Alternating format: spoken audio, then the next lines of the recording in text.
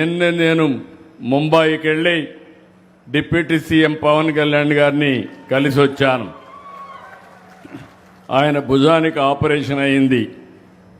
ఎందుకంటే ఆయనకు ఫ్యాన్స్ ఎక్కువగా ఉంటారు. ఎక్కడికి బయట వచ్చినా తోపుళ్ళు కూడా అట్నే ఉంటాయి. ముందుకు లాగడం మా రాజకీయ నాయకులకు అందరికీ ఉంటాయి, ఆయనకి ఇంకొంచెం ఎక్కువగా ఉంటాయి. దాంతో భుజం కూడా కొంత దెబ్బతినడం, ఆపరేషన్ చేసుకున్నారు, ఫాస్ట్గా కోలుకుంటున్నారు. నేను ఇప్పుడే పనికి వస్తానంటే కాదు జాగ్రత్తగా చూసుకో. రాజకీయం ముఖ్యం, అదే సమయంలో ఆరోగ్యం కూడా ముఖ్యం. ఆరోగ్యం బాగుంటే ఇంకా బాగా పనిచేసే అవకాశం వస్తుందని చెప్పాను. తొందరలోనే ఇంకా ఒక 3 రోజులు అక్కడే ఉండాలి. తొందరలో వస్తాడు. ఆయన, నేను, నరేంద్ర మోడీ గారు ఒకటే ఆలోచిస్తున్నాం. నరేంద్ర మోడీ గారు ప్రధానమంత్రిగా 2047కు భారతదేశాన్ని వికసిత్ భారత్గా తయారు చేయాలనేది లక్ష్యం. నేను, పవన్ కళ్యాణ్ గారు 2047కి స్వర్ణ ఆంధ్రప్రదేశ్గా తయారు చేయాలనేది మా లక్ష్యం. అందుకే 36 ప్రాజెక్టుల్ని పూర్తి చేస్తున్నాం. నాకెప్పుడు కూడా గోదావరి జిల్లాలంటే ఇప్పుడే కాదు, మొదటి నుంచి కూడా నా రాజకీయ జీవితంలో గోదావరి జిల్లాలు ఎప్పుడు కూడా నన్ను ఆశీర్వదించాయి.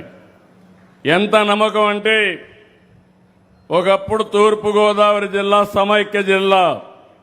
హరికేన్ తుఫాన్ వచ్చింది, 10 రోజులు ఇక్కడే ఉన్నా. మళ్లీ పునరావాసం కల్పించి మిమ్మల్ని అందరినీ బాగా చేసిన తర్వాతనే తిరిగి హైదరాబాద్ సెక్రటరియట్కి వెళ్ళాను. ఇక్కడే రాజమండ్రి ఆర్డీఓ ఆఫీసే నా సెక్రటరియట్. ఆ రోజు అది చేసి 21 అసెంబ్లీ సీట్లు వస్తే 99లో 20 అసెంబ్లీ సీట్లు గెలిపించిన ఏకైక జిల్లా గోదావరి జిల్లా. అంటే మంచి చేస్తే మీరు ఎప్పుడు మాతోనే ఉంటారు. ఎమ్మెల్యే మంచి చేస్తే ఎక్కువ ఓట్లేస్తారు. అదే మరి పార్టీ మంచి చేస్తే ఆ పార్టీని ఆశీర్వదిస్తారు. నా ఆలోచన ఒకటి మీరు గుర్తుపెట్టుకోవాలి. విభజన జరిగింది, కొంత నేనే హైదరాబాద్ని, సైబరాబాద్ని అభివృద్ధి చేశాను.